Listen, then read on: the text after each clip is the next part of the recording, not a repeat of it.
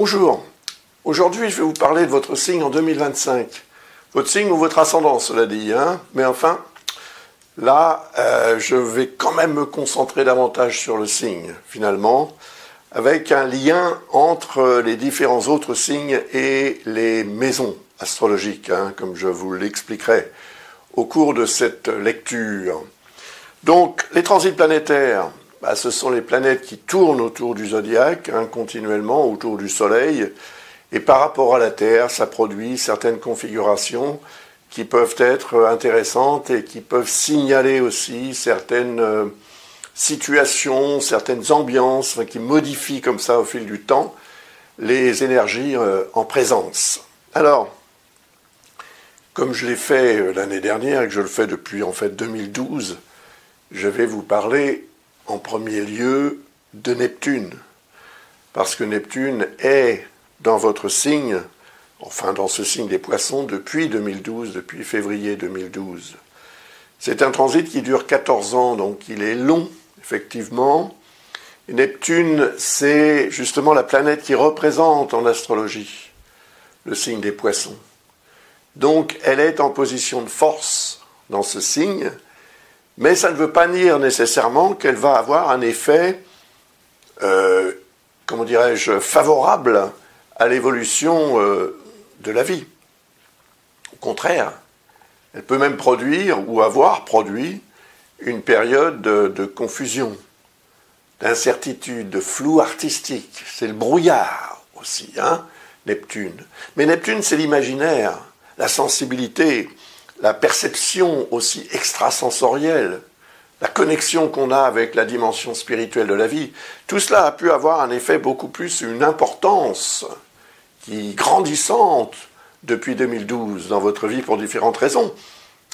Probablement aussi associé à des événements qui se sont produits indépendamment de votre volonté et qui vous ont fait réfléchir sur la réalité de la vie, entre guillemets, ou ce que la vie veut dire, the meaning of life, comme on dit en anglais. Donc, Neptune va quitter le signe des Poissons. Eh oui. Ça va se produire dans un premier temps à partir du 31 mars. Neptune va donc entrer en Bélier.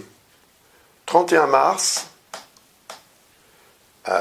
évidemment 2025.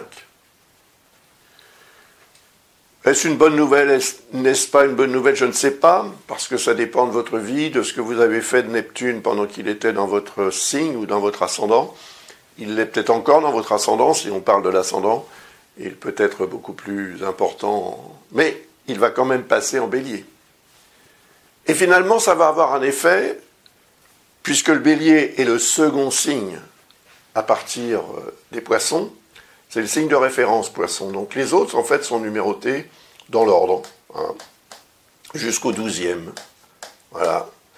Et en fait, je vais les associer aux maisons astrologiques, de même numéro. Et la deuxième maison, deuxième signe à partir du veau de Bélier, la deuxième maison représente le rapport qu'on a à la matière de la vie. Hein. C'est l'argent, évidemment, l'argent qu'on gagne. Et ce qu'on en fait au quotidien, hein, pour s'alimenter, pour s'habiller, pour payer son loyer, etc. Toutes les factures courantes sont représentées par la maison 2 et tous les revenus également. C'est-à-dire les revenus issus du travail, hein, en général, c'est comme ça. Ou d'une autre source, mais en tout cas c'est la source de revenus principale. Et finalement, Neptune, qui représente le signe des Poissons, vous représente. C'est votre représentant. Il arrive dans la maison 2 pour dire, voilà, je représente monsieur ou madame un tel, ou madame ou monsieur un tel, ou mademoiselle, et je viens tenter d'éclaircir les choses, et peut-être aussi de faire en sorte d'obtenir concrètement ce que j'attends de la vie sur le plan matériel. Sur le plan matériel, dans la relation qu'on a avec la matière de la vie. C'est l'alimentation et l'alimentaire, la maison 2, ou le deuxième signe à partir des Poissons. Donc, Neptune va, avoir tendance à ouvrir à une porte ou une fenêtre sur un horizon qui peut vous paraître immense d'ailleurs, et qui peut être aussi à l'origine d'une crainte, la crainte d'être encore dans une forme d'imaginaire qui n'aura rien à voir nécessairement avec la réalité sur le terrain. Or, on a tous des rêves, on a tous un idéal qu'on souhaiterait atteindre. Et si cet idéal pour vous, c'est effectivement de réaliser quelque chose de grand, ou en tous les cas, qui sera en accord avec ce que vous attendez de la vie, qui sera en accord avec ça, eh bien, je pense que vous pouvez compter sur Neptune, mais pas que, pour réaliser cela. Parce que Neptune ne représente pas la capacité qu'on a à réaliser les choses concrètement, solidement. C'est plutôt Saturne qui représente la réalité. Or, et j'en ai parlé dans la vidéo que j'ai faite pour 2023, dans celle que j'ai faite pour 2024 également, donc n'hésitez pas à regarder ces vidéos si vous voulez en savoir un peu plus sur ce transit de Saturne, parce qu'il est dans Poisson. Il est en Poisson. Il est en Poisson, donc depuis 2023, depuis mars 2023. Et il va rejoindre Neptune. C'est bien. Il va y avoir une conjonction qui ne sera dans un premier temps pas une vraie conjonction, parce que, voilà, il faut être rigoureux quand on parle de conjonction au niveau des transits.